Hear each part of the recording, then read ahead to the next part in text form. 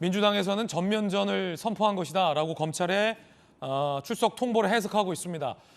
그런데 한동훈 법무부 장관의 생각은 다릅니다. 이건 전쟁이 아니라 범죄 수사다. 이 발언이 정치권에서 논란입니다. 들어보시죠. 민주당 쪽에서 이재명 대표 소환 관련해가지고 장관님과 대통령의 약간 합작품이라고 해봤는데 어떻게 보십니까? 전국에 선거법 위반 범죄 혐의로 조사받는 국민들이 많이 있습니다. 전쟁 이렇게 표현하시던데 전쟁이 아니라 범죄 수사죠. 범죄 수사를 받는 사람 입장에서 여러 가지 말을 할 수 있는 거고요. 그건 자연스러운 거기 때문에 특별히 더 할 말은 없습니다. 자, 정은혜 전 의원님, 네. 오랜만에 돌직구를 찾아주셨군요. 네, 제가 돌직구 쇼를 6년 만에 6년 만에 출연하는 것 같습니다. 잘 제가, 오셨습니다. 네, 미국 유학을 다녀오고 처음으로 또 출연을 하는 것 같습니다. 한동훈 장관과 민주당이 이재명 대표에게 날라온 검찰 소환 통보를 바라보는 시각이 전혀 네. 상반된 것 같아요. 한동훈 장관은 이 전면전이 아니라 이거 범죄 수사다라는 의견인데 어떻게 보십니까?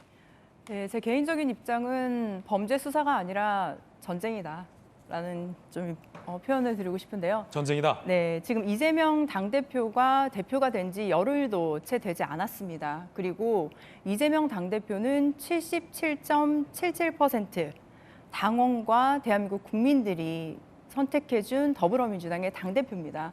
아까 의원님께서 말씀하셨던 부분 중에 보통은 대통령 선거에서 패하게 되면 사실 1, 2년 외국을 갔다 오던지 이렇게 좀 외부로 나가 계시는 분들이 많죠. 그럼에도 불구하고 이재명 당대표가 왜 다시 정치권에 들어오게 됐느냐라는 이유를 살펴보면 지금의 정치 상황이 과거와는 굉장히 다르다라는 걸 볼 수 있습니다. 실례로 보면 더불어민주당은 사실 패배한 정당이 맞습니다. 하지만 더불어민주당은 지금 당대표 선거를 통해서 최고위원들도 선출이 되었고 그리고 더불어민주당은 하나로 뭉쳐지고 있는 단계입니다. 정말 똘똘 뭉쳐지고 있거든요. 하나의 목소리를 내고 있고 하나의 생각으로 민생과 서민에게 다가가고 있습니다. 하지만 국민의힘은 어떻습니까? 정권을 줬습니다. 대통령이 되었습니다. 그리고 집권 여당이 되었습니다. 너무나 무거운 책임과 큰 권력을 가지고 있습니다.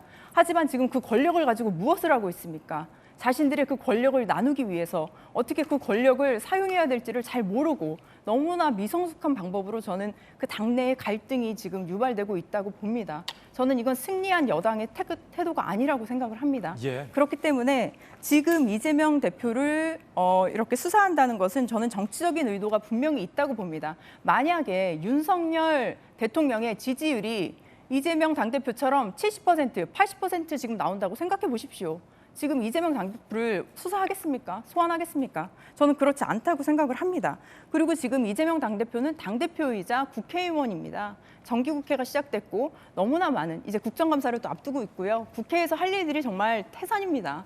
그런 당대표에게 지금 특히 공직선거법 제250조 허위사실 공표죄를 들이댔는데 학력 위조를 했습니까? 아니면 경력을 속였습니까? 특히 이 허위사실 공표죄 같은 경우는 선거 기간에서 본인이 유리하게 당선이 될 수 있도록 학력과 경력을 위조했을 때에 굉장히 많이 좀 거론되는 특히 지역에서의 정치할 때 서로 이렇게 많이 지적을 하는 부분인데요. 그렇게 되지 않았다는 것을 저는 다시 한번 강조를 하고 싶습니다. 예, 이건 전쟁이다. 민주당에서는 이렇게 보고 있고 한동훈 장관은 전쟁이 아니라 범죄 수사다라고 얘기를 하고 있습니다. 한 가지 짧게 궁금한데 김광삼 변호사님 얘기 듣다 보니까 박용진 의원님 이재명 의원과 관련된 수사가 워낙 많다 보니까 앞으로 검찰이 혹여 조사를 위해서 출석을 해주시죠라는 소환 통보할 때마다 혹시 의총을 엽니까? 이거보다 더 센 거 대장동 이건 말꼬투리 잡는 거라고 이재명 대표는 비판했으니까 대장동이나 성남 FC나 이런 거 나올 때 의총 엽니까? 가시겠습니까?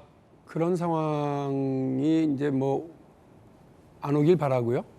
그러니까 검찰의 수사가 그냥 알아서 잘 종결되길 기대를 하고요. 예. 만일에 그런 상황이 오게 되면 그 당시 원내지도부가 판단을 아마 또 하겠죠.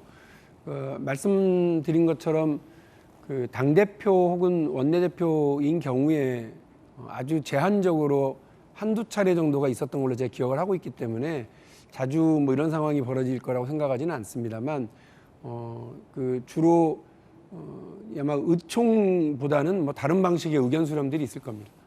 그래서 3선 이상, 혹은 4선 이상 이런 중진들 의견들을 모아가지고요. 그 의견을 좀 참고를 많이 해서 출석 여부를 좀 결정하지는 않을까 싶습니다. 그러니까 당 대표가 3선 이상이라면 재선 박용진 의원님은 제외죠. 예. 제외하겠다. 본심이 좀 드러난. 그 무슨 말씀이냐면 당 대표가 그 이런 중요한 검찰의 소환이라든지 예. 뭐 수사, 뭐 기소 이런 예. 문제와 관련해서 덜컥 혼자서 결정하는 것도 이상하다. 예, 저는 그건 적절치 않다고 알겠습니다. 생각합니다. 의견 수렴 과정은 있어야 된다고 봅니다.